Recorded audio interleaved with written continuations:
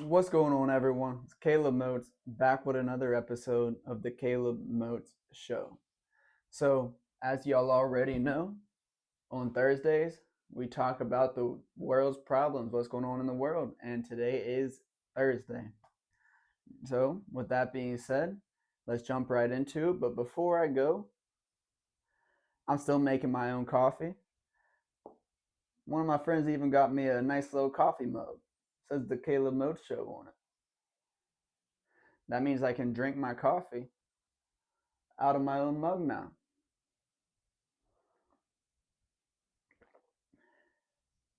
It's pretty cool if you ask me. I know y'all probably don't care, but I do, so it is what it is. But let's just start off on the biggest issues that we see right now. First things first, Nicolas Maduro was captured. And the USC is about 14.7 trillion barrels of oil. But let's just talk about how good of a mission that had to be. I mean, America legit pulled up to Venezuela, broke into their White House, whatever you want to call it, ran in, took their president, came out, and took him back to the United States. Now all of it happened within an hour. That's just freaking insane. Like I'm more impressed about that than anything. But let's talk about who Maduro was. First of all, he was actually voted out last year on July 28th, but he wouldn't leave office. He wouldn't leave power. So he was still in charge. The person who beat him in the election used the country's voting technology. It was a well known fact that Maduro lost the election but would not leave power. Then that guy actually had to leave the country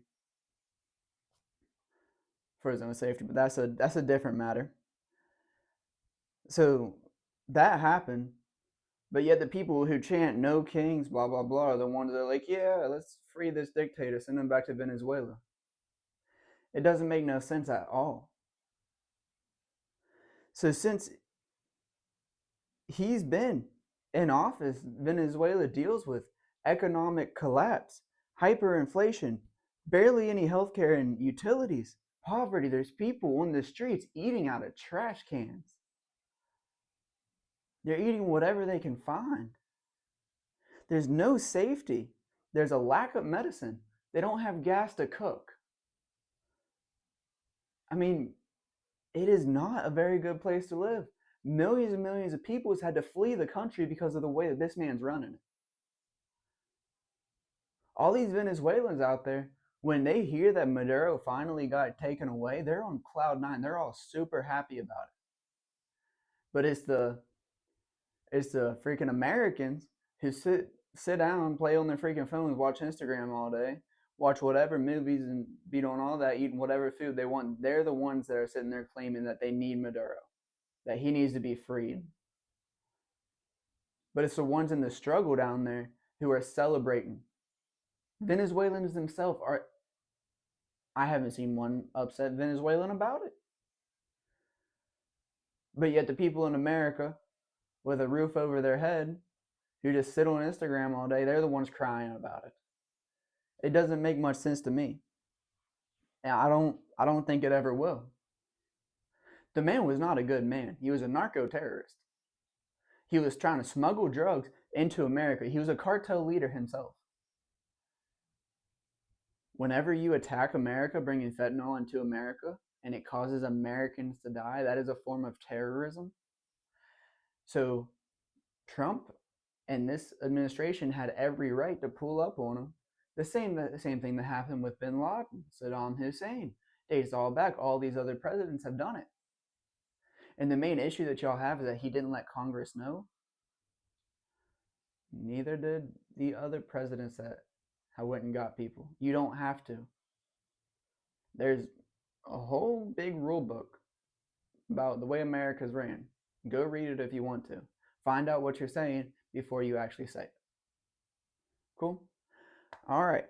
So now we're going to talk about what that means for America. Well, first of all, it's going to boost our economy. Simple as that.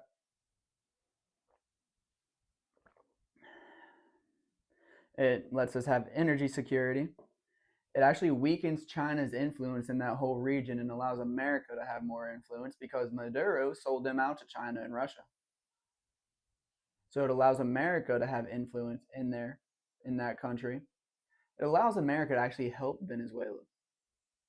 We're going to help boost up their economy and put them on the right path, which is another thing that y'all are too. People out there who are hating what happened, they're too close minded to realize that we are legitimately helping this country. But y'all don't want to say that. And I honestly think that it does have to do with a little bit of TDS, and that means Trump derangement syndrome. Everything he does is so bad. He could cure cancer, and you'd have all those liberal women saying, "Hey, give me cancer." Like, makes no sense. But it, and the biggest thing that it does for America is it disrupts the drug trafficking that is coming to America. So many Americans are getting killed, overdosing, getting killed by fentanyl. It's insane. And a lot of it is coming from Venezuela. And we know that that's why that you've seen on the news the drug trafficking boats getting exploded. That's why it's been happening. But with Trump pulling up, going in, taking that away, that's stopping that from happening. That's stopping the drug trafficking from coming to America, making America a safer and better place. Now, I'm not saying I don't think you should use drugs, but if you do, you shouldn't be infiltrated with fentanyl. You shouldn't die because you make a mistake. Well, that's all I'm going to talk about that for. I mean, shoot, I've seen protests where Venezuelans are celebrating and these freaking liberal people are getting together being like, "No, F you, you're so bad. Free Maduro." Blah blah. Like, these people are from Venezuela. They came out. They got away from it for a reason. They got away from it to get away from Venezuela because of the way that dictator had ran Venezuela. But yet we're going to be like, free that guy. Yeah, he deserves to be back in Venezuela. We're like, what? It leaves me clueless. It doesn't make sense. I don't think it ever will. I mean, what the heck is going through their heads? Are they that brainwashed? Golly, I thought we had a shot to like some sort of normalcy in this country. But I feel like all the time I'm just seeing more and more things coming up, and it's like, this is actually what's happening. It's crazy to me. That's all I'm going to talk about the Nicolas Maduro being captured because it's honestly a great move for America. It's a great move for Venezuela. It's a win win for both places. I don't care if y'all don't want to believe it is true. Look up what's actually happening. You might find something. Don't just listen to what they say on CNN and what comes out of freaking Gavin Newsom's mouth or seeing a post on Instagram saying he's so bad by someone who just sits on the couch all day and freaking drinks and eats fries.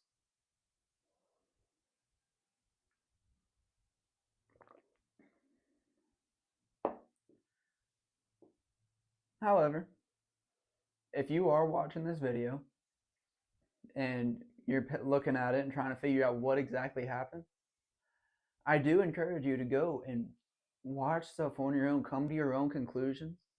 Don't just believe something because I said it. Don't just believe something because someone else said it. Do your own research. That is how you'll find the truth. Cool. All right, now we're going to go into the next little thing that I have to talk about, and then that'll be it. But an ICE agent shot and killed a woman. Now, first of all, I do feel bad for the woman that died. I feel bad for her family, the kid that she had. I'm going to just say that right now before I say anything else. I pray to God that she was right with God. I hope that she goes to heaven. I hope that everything's okay for her family. However, I am going to talk about the issues of why there's riots right now and what's going on. I want to talk about why that happened, how that happened. So, first of all, the agents were going out doing their usual things that they do. They were doing their job. They got stuck in the snow, and then a car came and boxed them in. However, this car had been following them all day long. This car was driven by the woman who died. Now he goes and boxes them in. The cops or ICE agents go up to the car, tell her to open the door, get out because she's an obstructing a federal investigation, and she doesn't. Instead, she floors the gas, going straight toward where an agent is standing.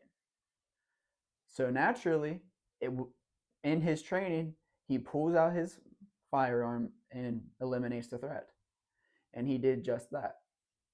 So you can't look at it and think, oh, he just murdered her.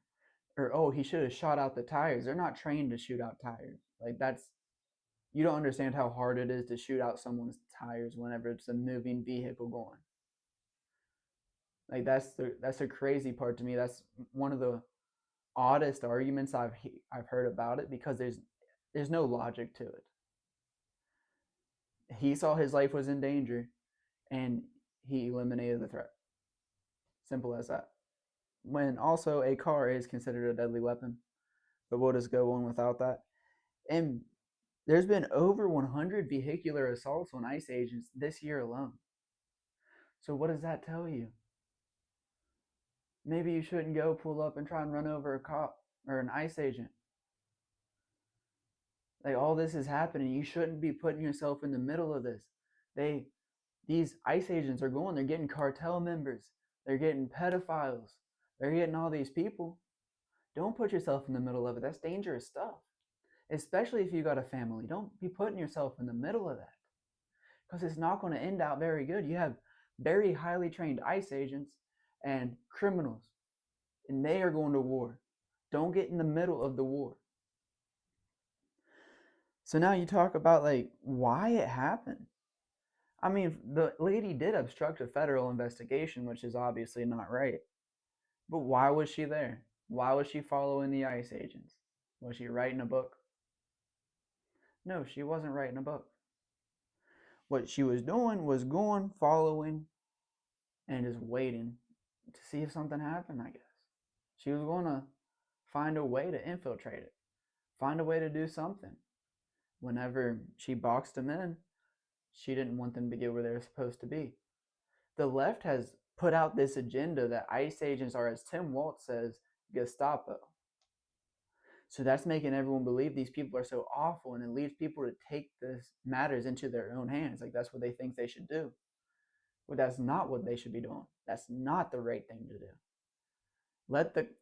Let the agents be agents, and you be the civilians. No matter of fact, I'm happy. If you have people breaking the law down the road, if you have people breaking the law being illegal immigrants, that means they're illegal. Illegal. But she follows the cost because they're considered Gestapo in the left's beliefs, and that's what they preach. And then this is what happens because you have the people trying to take matters into their own hands. It just ain't right. It does not make any sense at all. And look at the buildup that's been happening. They've been attacking ICE agents for almost a year now. It's just not good. It's not what's supposed to be happening. So, of course, this is going to happen. And when it happens, you see riots, and more people are going to get hurt. Just let the agents be agents, then we'll be fine. And I do have one thing to say to, I believe it's the mayor of the town where this happened. Just because you cuss a little bit don't make you tough. Like, he's a small little boy. He's just trying to cuss to make himself sound hard. That ain't right, brother. Be a leader of your people. Be a true leader and really understand that it is your job to help the people and not to cause more issues and cause more war in your own city. Help the agents. Get the illegal immigrants. Then they'll be out of your hair and you won't have to worry about it anymore. Use some common sense, brother. But that's all I got for the day. I really hope that y'all liked it. Come back Tuesday for our next Bible study. And then later that week, it'll be another Solving the World's Problems with Caleb Moats. So, with that being said, y'all go tell some people about Jesus today. And I will see y'all later. Peace.